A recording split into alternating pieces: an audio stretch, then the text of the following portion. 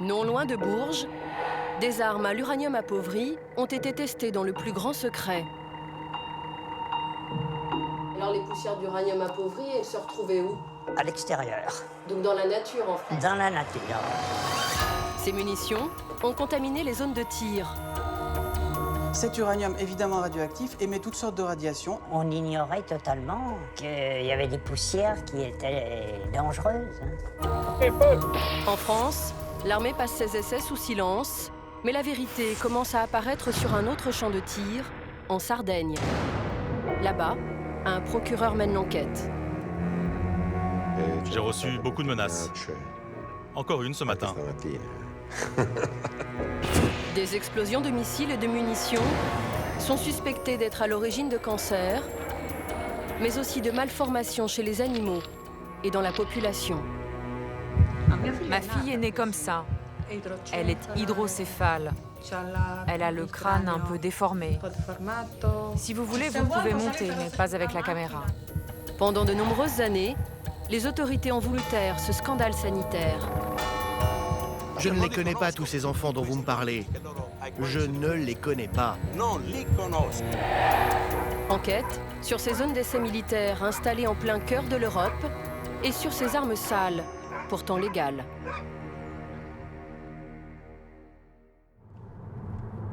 Joël Frison est un ancien professeur de physique. Il habite depuis toujours à Bourges et il est incollable sur les sites militaires de la ville. C'était l'entrée des établissements militaires ici qu'on vient de passer. Moi, j'y suis resté 1 an en stage. Dans cette agglomération du centre de la France, l'armée a installé ses quartiers depuis maintenant plus d'1 siècle. Alors, c'est des pyramides qui étaient la direction des établissements militaires. Il nous emmène maintenant vers le champ de tir de Bourges, appelé le polygone. On est en plein milieu du polygone, là. Donc là, vous voyez, on ne va pas s'approcher. Oui, c'est là-bas l'entrée. Vous devez être capable de la filmer d'ici. Donc c'est ici qu'on fait des tirs, en fait, qu'on s'entraîne pour Voilà, c'est la direction. Là, les tirs après se font sur les 30 km plus loin, quoi. Cette zone n'est pas accessible. Il est interdit d'y pénétrer. On y va? Joël Frison emprunte alors des routes de campagne pour s'approcher davantage de ce polygone. Un terrain militaire qui jouxte la ville de Bourges et fait plus de 30 km de long sur 5 km de large. Une partie des terres est cultivée, l'autre est réservée au tir. Autour, des petits villages, des panneaux d'interdiction de circulation et des caméras.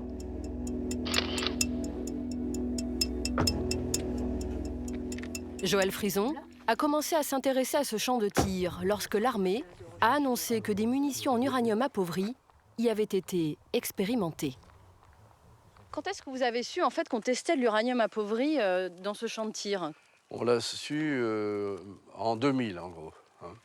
En 2000, c'était l'époque où on parlait beaucoup du syndrome de la guerre du Golfe. Et c'est là qu'on a appris que ces armes avaient été essayées à Bourges. Avant, on l'ignorait complètement avant. Ben, pas tout le monde. La population l'ignorait. 1991, les forces américaines larguent 280 tonnes d'obus en uranium appauvri en Irak.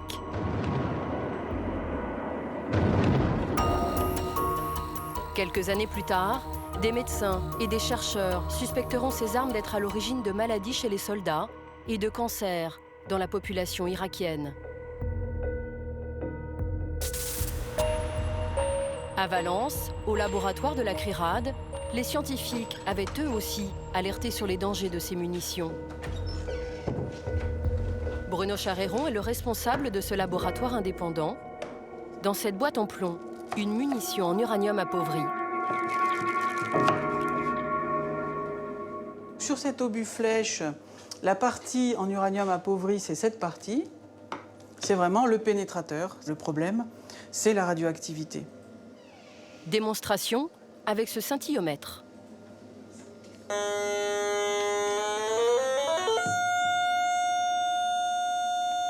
Donc là, on est à combien, là?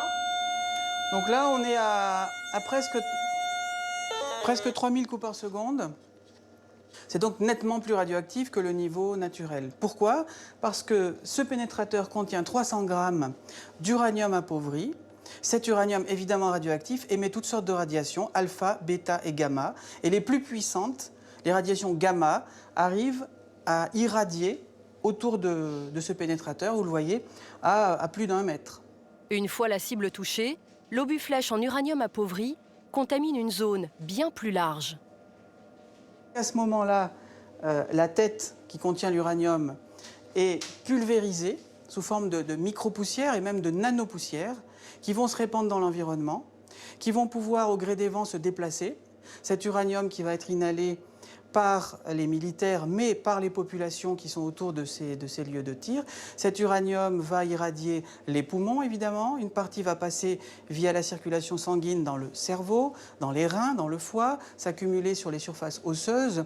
Donc les pathologies qui peuvent être induites par cette contamination interne par l'uranium appauvri, elles sont très nombreuses et personne ne peut aujourd'hui faire la liste complète de toutes les conséquences sanitaires que peut avoir cette contamination.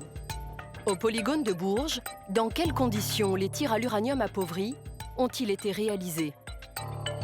Nous nous sommes adressés à la Direction générale de l'armement pour visiter le site. La DGA a estimé que le polygone n'était pas un sujet pour les journalistes.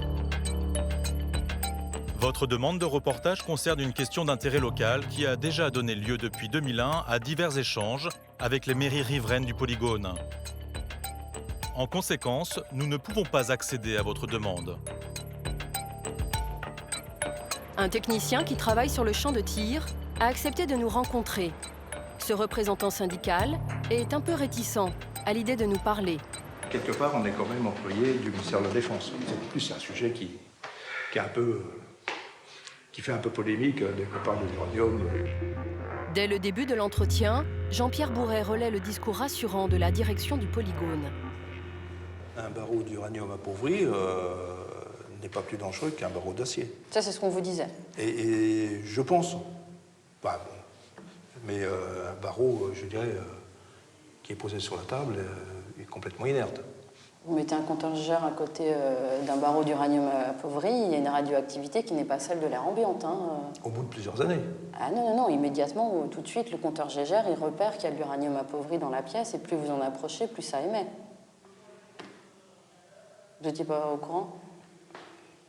On n'a jamais eu l'expérience de ce genre de choses. De ce genre de situation, c'est vrai que... Mais bon. Pourtant, le technicien estime que les tirs à l'uranium appauvri se déroulent dans des conditions satisfaisantes.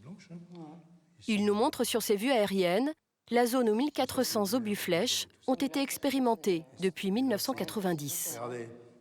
Les tirs à l'uranium appauvri, ça se passe dans un espace confiné, qui est conçu de telle manière à ce qu'aucune particule ou poussière ne puisse en sortir. Voilà. Vous avez déjà visité ce site de tir? Ah oui, vous l'avez jamais visité? Non, parce que, si vous voulez, les personnels qui font partie des équipes de tir sont des personnels avec des habilitations. Donc même vous, syndicaliste, depuis 40 ans sur le site, vous n'avez jamais eu accès à ce site? Non. Le syndicaliste fait confiance à sa direction, qui affirme avoir réalisé les tirs depuis 1990 dans un site confiné. Mais l'armée n'évoque jamais les expérimentations lancées selon nos sources 20 ans plus tôt. C'est ce que révèle cet employé à la retraite qui a participé à ses premiers tirs à l'uranium appauvri. Soumis au secret défense, il a souhaité s'exprimer à visage caché. Les projectiles en uranium appauvri ont été tirés entre 70 et 75. Parce qu'officiellement, les tirs ont commencé sur le polygone de Bourges début 90. Donc ça veut dire qu'on a caché tous les tirs qui ont eu lieu avant 90. Ah oui. Oui.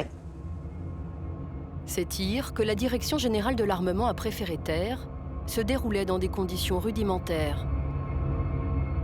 Le canon se trouvait à l'air libre, à l'extérieur, et on tirait dans un tunnel de tir. On activait une ventilation de manière à chasser toutes les poussières, tout ce qui pouvait se trouver dans l'air. Et alors les poussières d'uranium appauvri, elles se retrouvaient où? À l'extérieur. Donc dans la nature en fait? Dans la nature, oui. Quand vous tiriez ces munitions, vous étiez à combien de kilomètres de Bourges? On était au point 2000, donc à 2 km de la sortie de Bourges. Ah oui, donc on n'est vraiment pas loin de Bourges. Pas loin, oui. S'il y avait du vent dans la mauvaise direction, effectivement, ça pouvait ramener des déchets sur Bourges. Parce que vous ne faisiez pas forcément attention au sens du vent, en fait. Non, pas du tout, non. Non, on ne nous avait pas prévenus. Hein. Donc on ignorait totalement qu'il y avait des poussières qui étaient dangereuses. Bogy, un village de 1300 habitants situé non loin du terrain militaire. Ici, on s'interroge sur ce qui a bien pu se passer ces 40 dernières années. Alors c'est le triple A, c'est l'abolition des armes atomiques.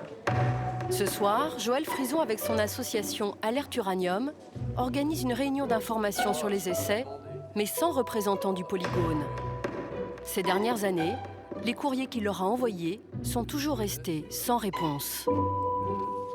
On m'a dit c'est impossible de vous recevoir, il nous faut l'autorisation du ministère des Armées, on ne peut même pas vous répondre, il nous faut que la réponse passe par le ministère des Armées. Moi j'ai dit j'attends, demandez, et puis voilà. On reçoit une réponse, il n'est absolument pas question de nous recevoir. À ses côtés, le vice-président du Conseil général du Cher. En décembre dernier, tous les élus du département ont demandé la vérité sur l'uranium appauvri. Vous-même, en tant qu'élu, c'est difficile jusqu'à présent d'avoir des informations sur ce qui se passe sur ce polygone? Bien sûr. Je dirais quasiment autant que les citoyens. Voilà, c'est la grande mette. À défaut de répondre à leurs questions, l'État envoie des agents pour écouter les citoyens. T'as vu personne derrière? Ah oui. À chaque réunion, un officier de la DCRI, l'actuel service des renseignements, est présent. Bonjour, monsieur Joël Frison, c'est moi. Ça va. Joël Frison le salue comme un habitué. Oui, d'accord. Dans l'Assemblée, certains évoquent spontanément les maladies de leurs proches et se posent des questions. Mon épouse est décédée d'une leucémie en 2001, mais je suis incapable de dire si c'est qu'elle a été contaminée ou. Aujourd'hui, Donc je me pose toujours la question est-ce que c'est une conséquence? Mais j'aurai jamais de réponse de toute façon. À part de faire une autopsie sur le corps. Ça fait déjà 10 ans de ça. Pour moi, mon épouse est décédée d'une leucémie en 2004. Elle a demeuré à Bogy depuis sa naissance. Mais c'est vrai que j'y ai pensé. Mais ça peut être tout à fait une leucémie normale. C'est pas classique. Mais j'avais connu l'existence de cet uranium appauvri à cette occasion. Je n'en avais jamais entendu parler autrement. Pour mettre fin à tous ces doutes, les citoyens aimeraient que l'armée autorise enfin des études indépendantes à l'intérieur même du polygone. On demande à ce qu'il y ait des recherches d'uranium dans les sols, dans le polygone et autour du polygone. Deuxième type de recherche qu'on demande, c'est au plan sanitaire, qu'il y ait une enquête épidémiologique dans les communes proches du polygone et en particulier qu'on mette en place un registre des cancers dans le département du Cher. À l'issue de la réunion, nous sollicitons l'officier de la DCRI pour connaître la raison de sa présence. Vous pouvez me dire ce que vous faites là ce soir? Je ne répondrai pas à vos questions. Pourquoi vous répondez pas? Parce que vous êtes des services des renseignements, c'est ça? C'est vraiment intéressant. Mais vous n'êtes pas le premier à nous dire ça, oui. Monsieur. Ah, monsieur. Monsieur, excusez-moi. Je ne vois pas. Vous avez bien l'intérêt de venir à ce type de réunion pour vous? Notre question restera sans réponse. À Bourges, des poussières d'uranium appauvri auraient donc été dispersées dans l'environnement. Nul n'en connaît les quantités et les conséquences sur la santé des riverains. À ce jour, aucune enquête n'a été menée. À 1300 km de là, un autre polygone de tir, celui de Cuira en Sardaigne, inquiète la population locale. Non loin des eaux cristallines, du sable blanc et des petits villages sardes, le terrain d'entraînement préféré des militaires et des industriels de l'armement, ouvert depuis 1956. À Quirra, les soldats italiens, mais aussi les forces de l'OTAN, s'entraînent. Sur cette vidéo promotionnelle, l'armée présente les expérimentations que les entreprises peuvent mener sur le champ de tir contre rémunération. L'État italien encaisse jusqu'à 30 millions d'euros par an. Une activité lucrative qu'un procureur est en train de déranger.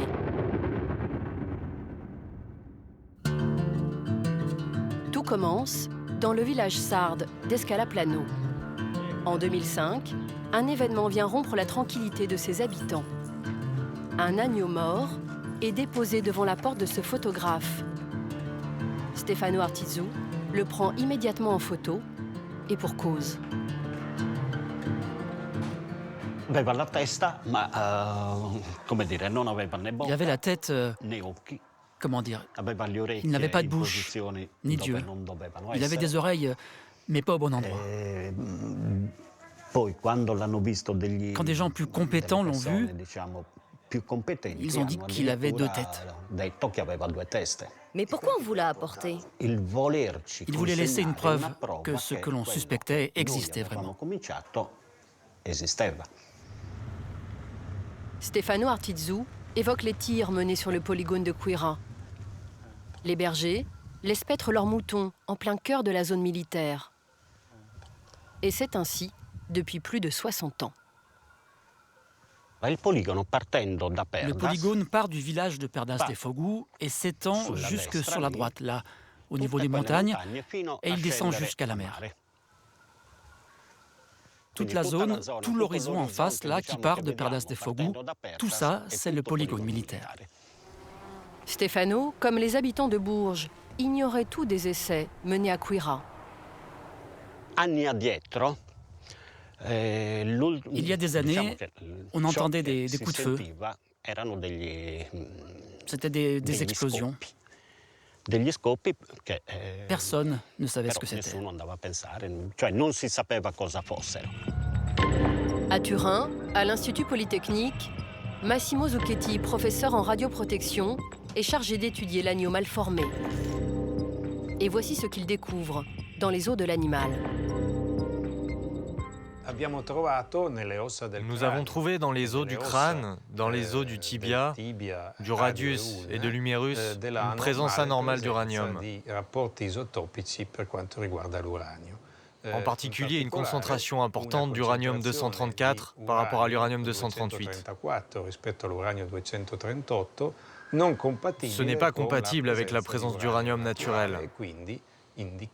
Cela confirmait donc une contamination à l'uranium appauvri. Comment de l'uranium d'origine artificielle a-t-il pu contaminer cet agneau? Dans cette zone, il n'y a aucune activité industrielle polluante d'aucune sorte.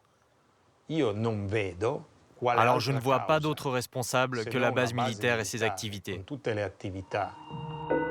À Quirra, tous les regards se tournent alors vers le polygone. Les militaires auraient-ils procédé à des tirs à l'uranium appauvri? L'armée italienne nie en bloc. L'énigme du mouton mal formé en reste là. Les habitants vont continuer à vivre au rythme des essais. Il y en a un qui arrive. Antonio, comme tous les bergers de la région, subit depuis toujours les passages incessants des avions de l'armée.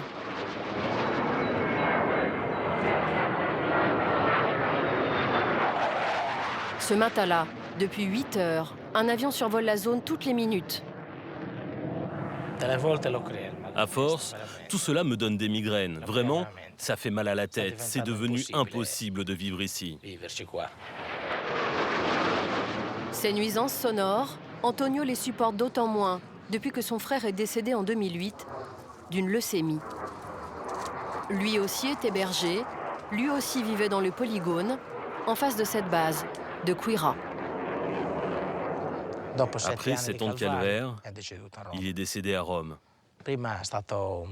Avant, il a été soigné à Cagliari en cancérologie. Pendant quelque temps, on a cru que ça allait mieux, mais ensuite, il a fait une rechute. Il est allé à Rome et là, son état a empiré. C'est comme ça. Lui aussi vivait ici. On travaillait ensemble. Antonio réalise alors que d'autres bergers ont subi le même sort.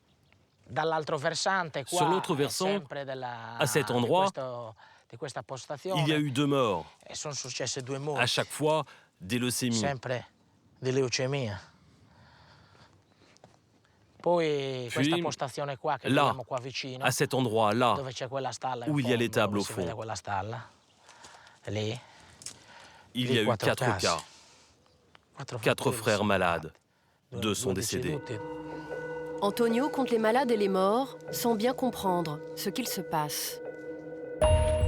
Mais en 2010, un homme va révéler l'affaire de Quira. C'est un vétérinaire de l'agence sanitaire locale.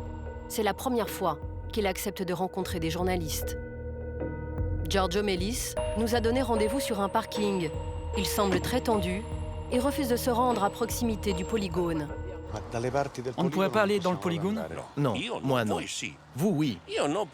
Moi non, parce que je dépends de l'autorité sanitaire. Et elle a ordonné précisément de ne pas y aller car il y a une enquête judiciaire. Giorgio Mellis accepte de nous raconter l'enquête sanitaire qu'il a menée sur les animaux, mais aussi sur les hommes. Pendant 1 an, il a visité les bergeries situées autour du champ de tir. Ça, c'est la zone de Quira. C'est la zone où nous avons constaté la situation sanitaire la plus critique. Giorgio Mellis observe un taux élevé de malformations chez les animaux. Pour les besoins de son rapport, le vétérinaire prend des photos. Un mouton avec 4 pattes arrière, un autre sans tête, ou encore celui-ci, aux yeux exorbités. Mais ce qui l'intrigue le plus, lorsqu'il discute avec les bergers, ce sont les maladies dont ils sont atteints. Personnellement, je l'ai vécu comme un drame. Parce que j'entendais ces histoires de bergers qui avaient perdu leur fils ou qui étaient eux-mêmes malades. Face à cette situation, le vétérinaire consacre même une partie de son rapport aux bergers. Sur 18 bergers, 10 sont tombés malades de pathologies tumorales dans les 10 dernières années. Car on parle bien des 10 dernières années. Nous avons pensé qu'il y avait une corrélation entre les animaux malformés et les personnes qui avaient des tumeurs. Selon ses conclusions, 65% des bergers vivant dans un rayon de 2,7 km autour de la base ont développé des cancers. Le vétérinaire alerte sa hiérarchie. Il est indispensable que les autorités sanitaires s'engagent immédiatement à endiguer ce phénomène grave de cancer qui frappe les personnes travaillant dans les élevages de la zone. D'autres recherches sont nécessaires afin de comprendre un éventuel lien de cause à effet. Ce rapport est rendu public. Au tribunal de Lanusei, un procureur décide de se saisir de l'affaire. Une affaire qui deviendra le syndrome de Quira. Aujourd'hui, Domenico Fiordalizzi est en permanence entouré de ses gardes du corps. Ces investigations semblent déranger certains intérêts en Sardaigne. Il a même été surnommé, du nom d'un juge assassiné 20 ans plus tôt, par la mafia italienne. On m'a appelé Borsellino, mais pas dans le sens positif du terme. Plutôt pour dire Borsellino, fais gaffe à toi, sinon on te met une bombe. J'ai reçu beaucoup de menaces. Encore une ce matin. Sur ces menaces, il n'en dira pas plus. Dès le début de son enquête, le procureur Fiordalizzi tape fort. Le 27 janvier 2011, il donne une interview à la télévision locale pour lancer un appel à témoins. Je voudrais dire aux gens, à ceux qui m'écoutent, que ma porte leur est ouverte. S'ils ont été témoins de délits contre la santé, contre l'environnement ou dans le domaine de l'armement, la justice pénale est prête à intervenir et à faire son travail. Son intervention fait mouche. Le procureur est assailli par les témoignages de malades. Disons que nous examinons les cas de 160 personnes malades, de lymphome et de tumeurs. Des gens qui avaient été dans cette zone contaminée. Sur ces 160 personnes, 100 sont déjà décédées. Et elles habitaient où, ces personnes, ces 160 personnes? Elles étaient en contact direct ou indirect avec cette zone et exposées à ces dangers. Ceux qui avaient fait leur service militaire, ceux qui avaient une activité de berger, ceux qui ont fait le guide touristique spécialement dans la zone de Quirra. Le procureur poursuit son enquête dans les cimetières. Il n'hésite pas à demander l'exhumation des bergers, recensés par le vétérinaire Mélis. Déterrer les morts pour savoir enfin la vérité. Tiziana a dû faire ce choix douloureux. Elle est la fille d'un agriculteur né dans le polygone. Il a toujours travaillé sur ce terrain militaire.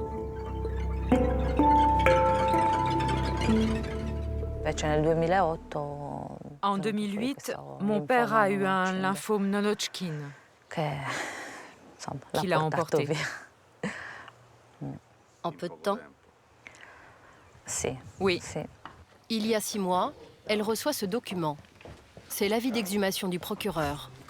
Un choc pour Tiziana comme pour les autres familles sardes concernées. Au regard de la religion, certaines familles pensaient que toucher à un cadavre, ce n'est pas acceptable. Alors j'en ai discuté avec mon frère et ça n'a pas été simple de prendre cette décision. On s'est dit qu'il fallait respecter les volontés de notre père, lui qui voulait la vérité. Les résultats des autopsies tombent, c'est un coup de théâtre. Contre toute attente, pas de traces d'uranium appauvri, mais les scientifiques découvrent un autre élément radiotoxique, le thorium. Dans ce courrier que nous nous sommes procurés, ils affirment en avoir trouvé dans les ossements de 10 bergers sur les 12 vivant dans le polygone. La quantité en thorium-232 présente dans les tibias augmente avec l'âge des personnes décédées qui ont exercé une activité de berger dans les zones intérieures du polygone. Pour le procureur Fiordalizzi, cette découverte est déterminante. Dans les os des bergers qui ont fréquenté cette zone, et plus particulièrement près de la zone à haute intensité militaire, la plus contaminée, il a été mesuré une radiation alpha issue du thorium. Nous sommes donc certains que ces personnes ont inhalé et absorbé, au cours des dernières années, du thorium radioactif dans cette zone.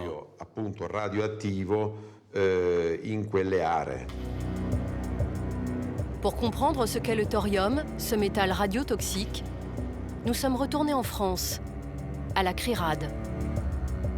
Donc ça, c'est un objet qui contient du thorium-232. Donc c'est une substance naturelle, mais qui est radioactive. On peut le voir en comparant le taux de radiation naturel dans la pièce, qui est de l'ordre de 60-70 coups par seconde. Et dès qu'on approche cet objet, on sent une augmentation de la radioactivité. Elle est multipliée par 3 parce que ce thorium est radioactif, il émet des radiations alpha, bêta et gamma. Alors c'est un élément qui est très radiotoxique par inhalation.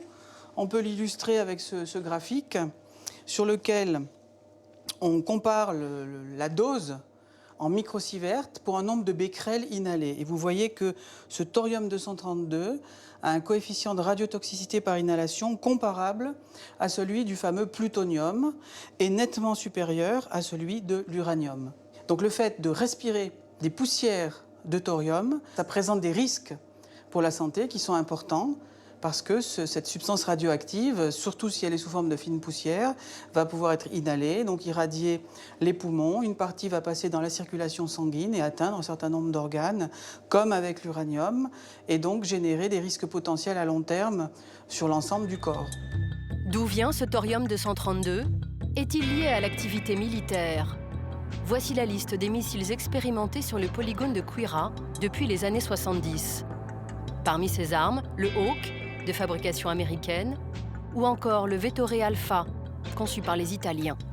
Mais c'est le missile Milan qui retient l'attention du procureur. 2000 missiles Milan, à peu près, ont été tirés de 1984 à 2000. Ces missiles contenaient du thorium dans leur système de guidage. Y a-t-il d'autres types d'armements qui auraient pu contenir aussi du thorium? Non. Mais je ne peux pas l'exclure. Jusqu'en 1999, chaque missile Milan contenait 2,7 grammes de thorium. Le thorium qui est dans les missiles Milan, il a la même composition que le thorium qu'on a retrouvé dans les os des bergers? Tout à fait. Le Milan, un missile mis au point par l'industrie française et allemande dans les années 70. Ce missile tueur de chars rencontre immédiatement un succès commercial. Autre moyen moderne anti-char, les missiles Milan tirés par les fantassins. Ce type d'arme est à l'heure actuelle parmi les plus performants. Cette arme sera utilisée au Liban, au Tchad, en Afghanistan ou encore dans le Golfe. 330 000 missiles sont vendus dans plus de 40 pays. C'est le groupe industriel MBDA qui le produit aujourd'hui, le premier missilier d'Europe. Sur leur site internet, le Milan est toujours mis en avant. Nous les sollicitons par téléphone. Ils refusent toute interview sur les missiles Milan testés sur le polygone de Queyras. On préfère ne pas rajouter d'huile sur le feu, étant donné qu'il y a donc une procédure judiciaire en cours actuellement en Italie. Donc pour le moment, on va rester plus mesuré, on va dire, en tout cas plus discret. D'accord. Ok. Après, on espère bénéficier de la présomption d'innocence. C'est un grand débat actuellement. Mais vous êtes un peu inquiet quand même sur ce dossier? Et vous y revenez. Après, il y a ce fameux thorium 232 qu'on retrouve dans les ossements des bergers, morts de lymphome quand même. Hein. Oui. Ça, je ne le remets pas du tout en cause. Ce responsable de MBDA explique que le thorium 232 a depuis été enlevé du Milan. Pourquoi en 99 il a été retiré des missiles? Parce que justement, il a été identifié comme produit radioactif, et donc il a fallu retirer pour éviter tout risque. Seul problème, MBDA a déjà vendu des centaines de milliers de Milan avec du thorium. L'entreprise va les laisser en circulation. Rien ne l'obligeait à les retirer. Les armées continuent donc d'utiliser ce missile au thorium. C'est le cas de la Belgique. Les militaires découvrent la potentielle nocivité du Milan lors d'un entraînement. Patrick Dessy, à la tête du principal syndicat de soldats belges, révèle l'affaire en 2001. Au musée de l'armement de Bruxelles, il a tenu à nous présenter le général Pochet. Celui-ci a commandé pendant des années des unités équipées du missile Milan. Ça, qu'est-ce que c'est? Donc voilà, c'est ce qui sort donc du tube, et c'est le missile en lui-même. Donc ça, c'est la charge explosive, le système de conduite et de stabilisation. Et ici à l'arrière, vous pourriez voir sur un missile tout à fait réel du thorium. C'est ça que sert le thorium, c'est pour mieux voir le dégagement infrarouge du missile et pour pouvoir mieux le guider de jour comme de nuit. Et alors vous en avez déjà utilisé par le passé? Ah ben oui, on en a tiré des milliers à l'armée belge, puisqu'il est arrivé dans les années 80 et on l'a utilisé jusqu'à tout récemment. Donc pendant des années, ça a été utilisé, tout ce qui était entraînement des gens sur les pas de tir, et c'est là d'ailleurs que le problème thorium est apparu. Les militaires belges font cette découverte lors d'un entraînement dans un champ de tir anglais. Les Britanniques les alertent sur ce thorium, dispersé au moment du tir du missile Milan. Ce qui a mis la puce à l'oreille, on va dire, ce sont les Anglais quand ils ont demandé que les Belges mettent en application les mesures de protection. Et là, ils sont interrogés, quelles mesures de protection? On n'est pas au courant. Ah ben, attention, il y a du thorium dans le traceur de ce missile. Le syndicat des militaires belges se saisit du dossier. Il demande au ministère de la Défense de protéger les soldats qui tirent les missiles Milan. Une directive est alors adoptée. Et le but est très clair, lutter contre la contamination radioactive du Milan. Pour ce faire, le port de l'équipement de protection personnelle et individuelle est obligatoire pour tout le personnel se trouvant sur la position de tir. Masque anti-poussière, gants jetables, Le sol sur lequel le tireur et le pourvoyeur sont couchés durant le tir est à recouvrir au préalable d'une bâche synthétique. Les militaires belges seront ainsi équipés jusqu'à leur dernier tir, réalisé en 2009. Ça veut dire que l'armée belge a quand même pris au sérieux cette affaire de contamination des sols ou des hommes au thorium. Tout à fait, et c'était dans son intérêt, puisque on ne saura que dans 10 ou 15 ans si les gens qui ont été contaminés vont présenter des pathologies au niveau des poumons, des os, du foie, en fonction de la dose qui a été reçue.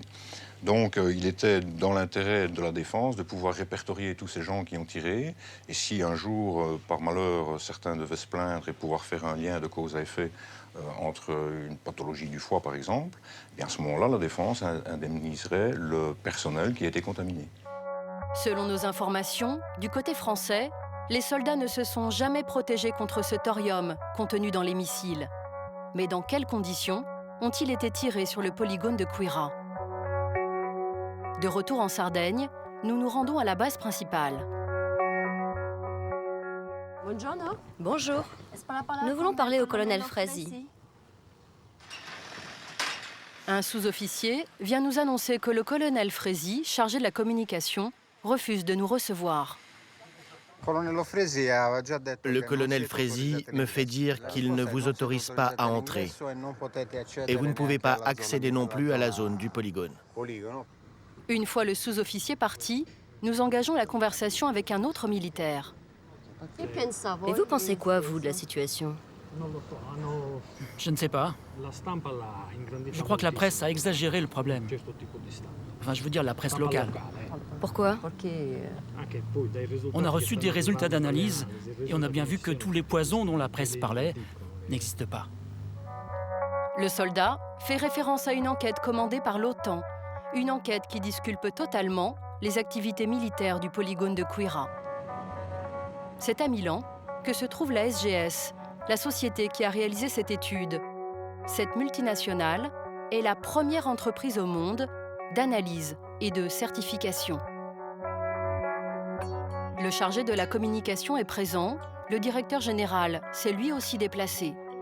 Fait étonnant, un dictaphone est même posé sur la table pour enregistrer notre entretien. S'ils prennent autant de précautions, c'est sans doute parce que 2 de leurs scientifiques sont mis en cause par le procureur Fiordalisi. Vous êtes Ah, d'accord, l'autre chimiste. Ils sont poursuivis pour falsification aggravée d'un document public. Ce matin, ils comptent bien défendre ce document, l'étude sur les sols, qu'ils ont menée sur le polygone de Queyras pour le compte des militaires.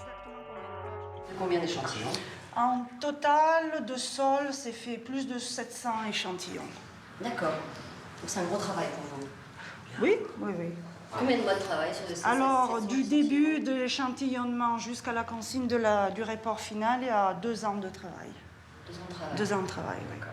Un travail considérable, mais avec un objectif pour le moins inattendu. Notre devoir n'était pas d'analyser si l'armée avait pollué.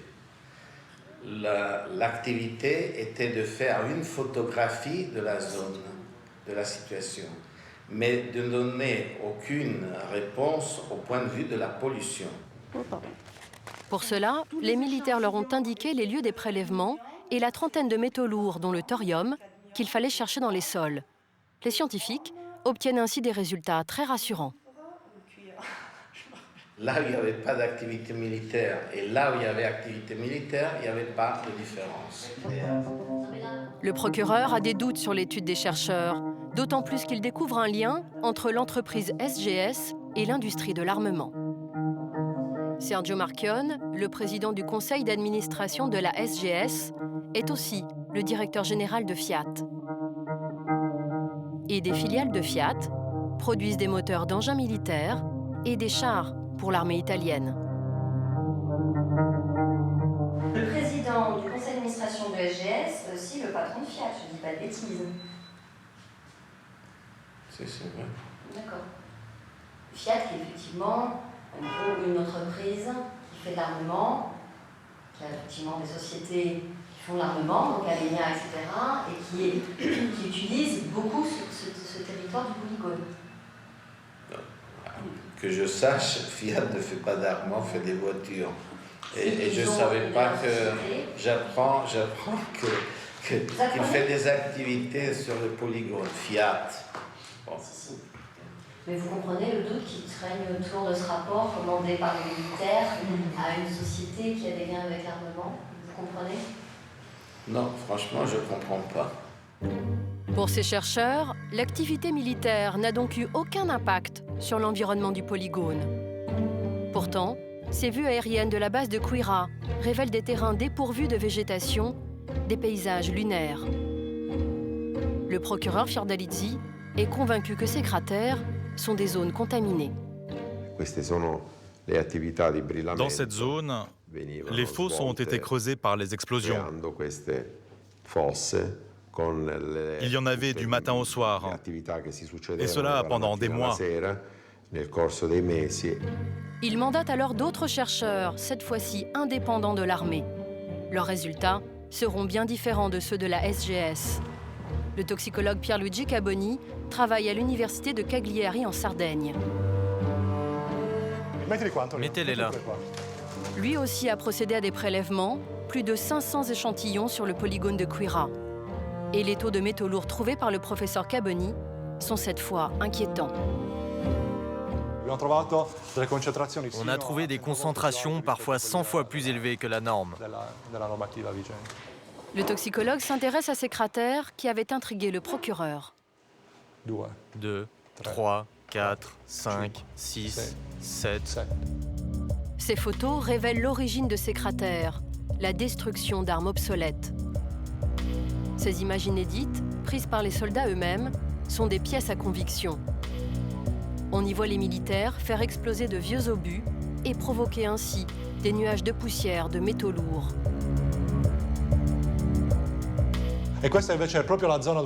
Ça, c'est la zone où les militaires venaient détruire le matériel obsolète.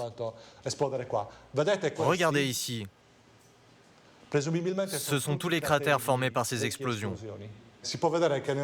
On voit que dans la zone, la végétation ne pousse plus. Pourquoi il n'y a pas de végétation? Probablement à cause de la pollution due aux métaux lourds qu'on a trouvés. Cadmium, plomb, arsenic et antimonium. Pour le professeur Caboni, Quira est un désastre environnemental et sanitaire. Moi, je ne me sentirais pas en sécurité si j'habitais dans une zone militaire avec ce type d'activité. Mais certains Sardes n'ont pas vraiment eu le choix. Stefano Pilleri était un appelé du polygone de Quira. En 1998, il a 21 ans. Il passe 6 mois sur la base pour son service militaire. Il se souvient encore du bruit des tirs et des explosions. À certaines périodes, la fréquence des explosions était très importante. On pouvait en entendre tout au long de la journée. Une fréquence importante, c'est-à-dire? Je pense qu'il pouvait y avoir jusqu'à 20, voire 30 explosions par jour, peut-être plus. Sur la base de Quira, personne ne s'en inquiétait vraiment. On n'a jamais été informé que cela pouvait être dangereux pour nous. On n'a jamais eu de protection ou de recommandations particulières de la part de ceux qui nous commandaient. On n'avait aucune information sur ce qui se passait. 3 ans plus tard, Stefano Pilleri tombe malade. Un lymphome non-Hodgkin est diagnostiqué à l'hôpital. La même tumeur retrouvée chez la plupart des bergers de Quira. Quand vous étiez dans les hôpitaux en Sardaigne, vous avez rencontré d'autres personnes qui souffraient de la même maladie que vous? Oui, ça arrivait souvent. Pendant les visites de contrôle, les médecins me demandaient souvent si j'étais allé dans cette zone militaire. Car beaucoup de personnes atteintes de lymphome et de tumeurs ont habité dans la région proche de Quira. Pourtant, l'armée n'a jamais reconnu un lien entre sa maladie et les explosions de la base de Quira. Et ce, malgré les conclusions du professeur Antonietta Gatti. Cette chercheuse travaille sur un domaine novateur, l'infiniment petit, les nanoparticules. Elle analyse au microscope les tumeurs des malades. Dedans, il y a une caméra. Je mets ces échantillons ici. Ce sont des coupes très fines d'organes malades, comme le foie ou les reins. Et à l'intérieur même de la tumeur de Stefano Pilleri, elle découvre des métaux lourds. Quand on trouve à l'intérieur du corps humain ces nanoparticules, la présence conjointe de ces éléments n'est pas normale, car elle n'existe pas dans l'air que l'on respire. Elle vient sûrement d'une combustion contenant ces éléments, par exemple de la combustion d'obus, de bombes et de matériaux militaires. Auparavant, le professeur Gatti avait étudié les cas de soldats revenus de la guerre des Balkans. Elle avait trouvé des traces de métaux lourds jusque dans le sperme des vétérans. Et ce type de contamination, elle le retrouve aussi chez certains habitants de la zone de Quirà. Lorsque l'on trouve dans le liquide séminal, c'est-à-dire le sperme d'un patient, des particules contenant de l'oxyde de carbone, du magnésium, de l'aluminium, du silicium, du soufre, du phosphore, du bismuth, du chlore, du potassium, du calcium, du titane, du fer, tout cela n'existe pas à l'état naturel. Ces nanoparticules s'immiscent partout. Elles contaminent tout. En Sardaigne, elles sont même soupçonnées d'avoir provoqué des malformations chez certains enfants, notamment plus près des cratères, où les munitions obsolètes ont été dynamitées à l'air libre, dans le village d'Escalaplano. C'est ici que vit le photographe qui a retrouvé devant sa porte l'agneau à l'uranium appauvri. Cet animal a ravivé les doutes de Stefano Artizzu sur la malformation de sa propre fille. Celle-ci est née il y a 20 ans, sans doigt, à la main droite. Petit à petit, il découvre que son enfant n'est pas un cas isolé dans le village. Au bout d'un moment, on s'est rendu compte en discutant à droite à gauche, avec les uns et les autres, qu'il y avait des cas de malformation de l'appareil génital.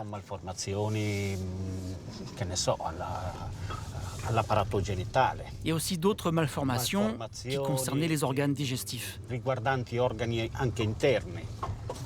Il y avait aussi un autre cas, un problème au visage. On en a dénombré 15 en tout.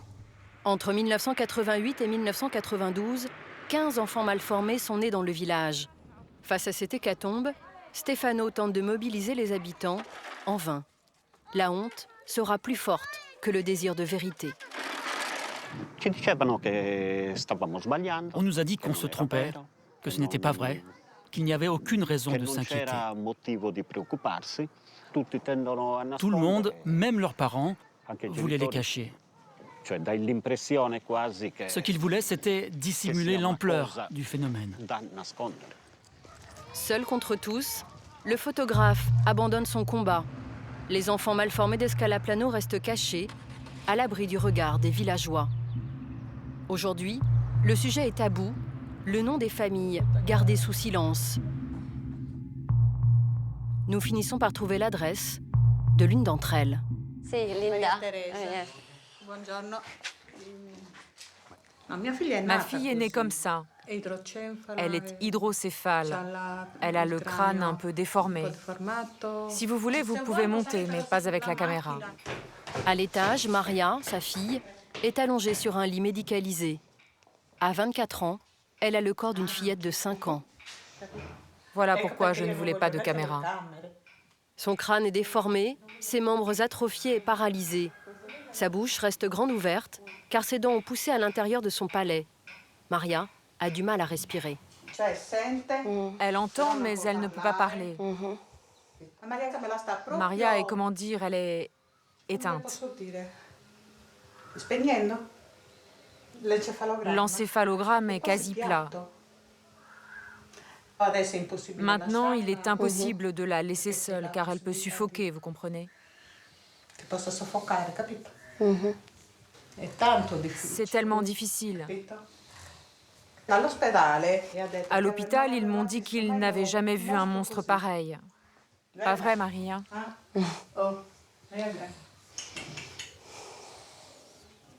Je veux que Maria soit considérée comme un être humain.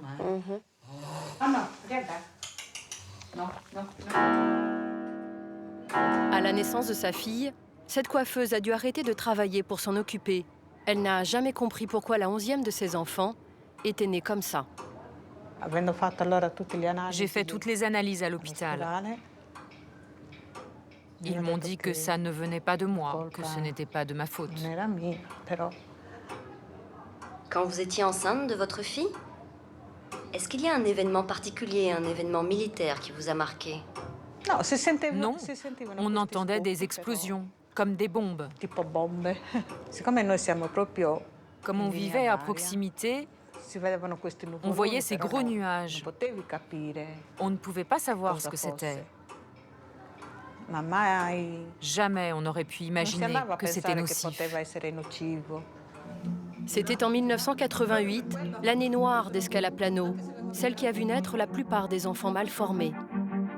Dans cette lettre, adressée en 2002 à la mairie, des élus municipaux ont recensé grâce au bouche à oreille 24% de naissances anormales en 1988. Un chiffre que l'ancien maire a toujours nié. Monsieur De Mantis? Vincenzo De Mantis était à la tête du village de 2001 à 2010. Là, on a un document où on montre qu'il y a 24% de naissances anormales. Je ne connais même pas les parents. Donnez-moi les noms. Vous les avez, vous, les noms? Pour vous, ils n'existent pas. Pour moi, ils n'existent pas car je ne les connais pas. C'est tout. Je ne les connais pas, tous ces enfants dont vous me parlez. Je ne les connais pas. Ok. Si l'ancien maire nie l'existence des enfants des Scalaplano, c'est qu'ils sont une mauvaise publicité pour la région. Bon nombre de Sardes préfèrent fermer les yeux pour préserver le tourisme, l'agriculture et bien sûr l'armée, les 3 secteurs qui font vivre l'île. Dans cette affaire, 20 personnes sont actuellement mises en cause par le procureur. Un élu, 7 scientifiques et 12 militaires sont poursuivis. Parmi eux, des généraux, anciens responsables du polygone. Un jour, ils devront tous s'expliquer sur l'origine du syndrome de Queyras.